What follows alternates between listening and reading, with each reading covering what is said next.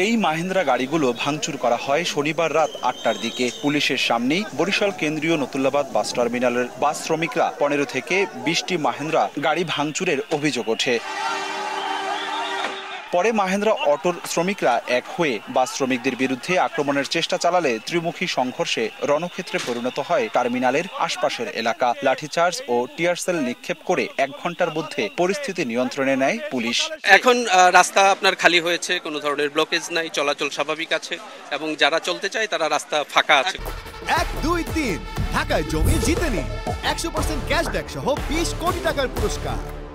ঘটনার সূত্রপাত শনিবার বেলা 12:30টার দিকে। মাদারীপুরগামী একটি বাসের চালক এক মোটরসাইকেল চালককে সাইড দিতে হর্ন দিলে প্রথমে বাকবিতণ্ডা, পরে তা শ্রমিক ও বহিরাগতদের মারামারিতে রূপ নেয়। অভিযোগ ওঠে বাস মালিক সমিতির নবাগত সভাপতি অসীম দেওয়ান ও জেলা সড়ক পরিবহন শ্রমিক ইউনিয়নের নব্য সভাপতি কাজী কবিরের অনুসারী নুরুল ইসলাম বাবাই সহ একদল বহিরাগতদের সঙ্গে টার্মিনালের শ্রমিকদের দ্বন্দ্বের সূত্রপাত, যা পরে স্থানীয় রাজনীতিতে কয়েক ভাগে বিভক্ত শ্রমিক নেতাকর্মীরা সংঘর্ষে লিপ্ত হয়। আহত হন বেশ কয়েকজন শ্রমিক।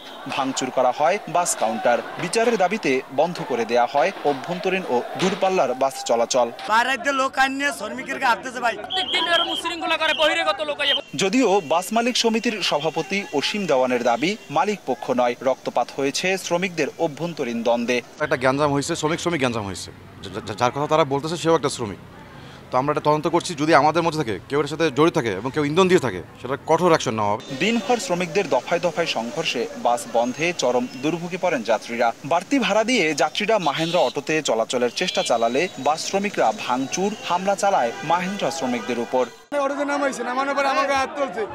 ড্রাইভার মারতে আছে, এই সৌরভ কেন ভিডিও করছে?